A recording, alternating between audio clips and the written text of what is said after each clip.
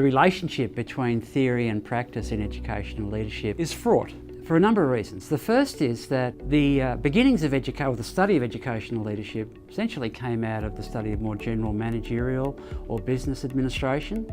And for years, in fact for decades, there was very much an emphasis on the organisational to the expense of the educational. And it was only really in recent decades that the questions were asked about how does leadership affect how teachers teach and how students learn. So it's fraught in that respect.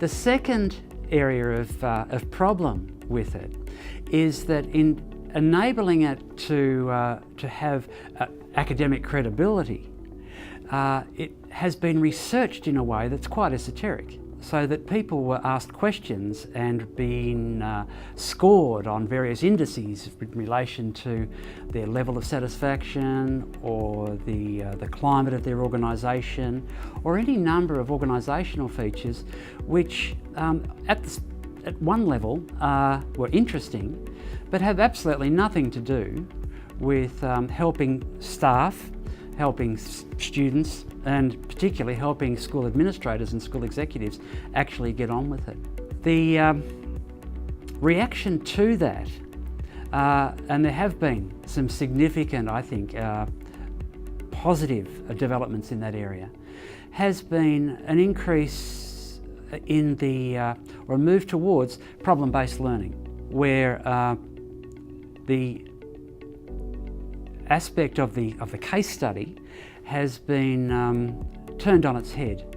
Rather than using the case study as an example of a theory, rather to encourage students to come, practitioners to come to their learning with a problem, with a scenario, and then using what is known about organisations, what is known about leadership, what's known about student learning, in ways that they're able to, in fact, customise their solution rather than apply what is thought to be an authoritative theory.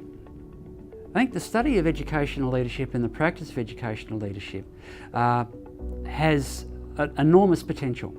I think that there's an opportunity to become far more sophisticated than we currently are in our understanding of how children learn and how teachers teach to facilitate that learning.